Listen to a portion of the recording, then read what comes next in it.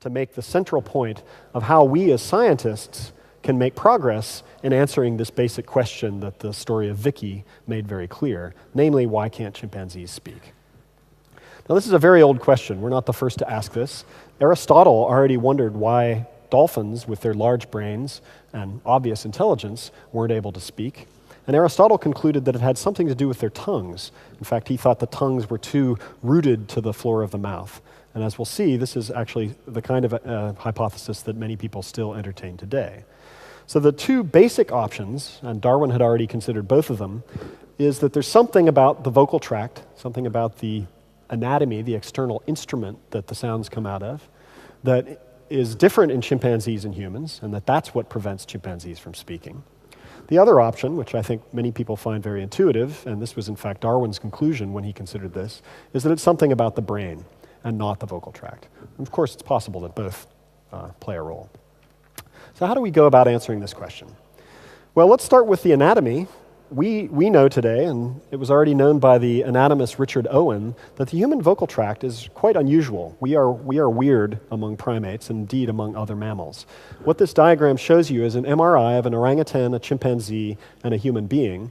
And this red line indicates the position of the vocal folds, the larynx, the part of the larynx that generates sound. And what you can see is that in a chimpanzee or an orangutan, or indeed in a dog or a cat, the larynx is in a relatively high position, right behind the tongue, which rests flat in the floor of the mouth. In a chimpanzee, or indeed in a newborn human, the larynx can actually engage into the nasal cavity. So the larynx can stick up like a periscope into the nasal passages, enabling the animal to breathe through its nose while it swallows through our mouth.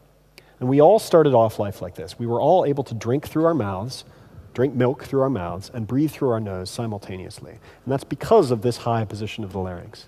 But quite early in human development, starting by the age of 3 months or so, the larynx begins to descend in the throat, pulling the tongue with it into this very peculiar sort of half-bent shape that characterizes all adult human tongues and is very different from that of a chimpanzee. Why does this matter? I hope these videos will be reasonably clear. What I'm about to show you is an X-ray video, a cineradiograph of me speaking. And what I want you to pay attention to is the contour right about here of the tongue in the mouth. So this is the jaw, these are my lips. I'll play it first at full speed and then I will slow it down. A rainbow is division of white light into many... Sorry, I don't know why. A rainbow is division of white light into many beautiful colors.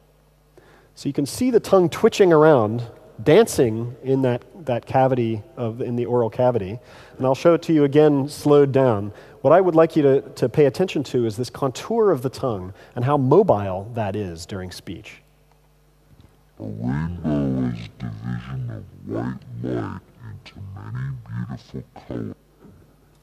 So what we do when we speak is essentially pull our tongue back and forth and up and down and change its shape in a very rapid and very highly controlled way. The sounds that we produce, the vowels and the consonants that we produce, are a result of these highly coordinated motions.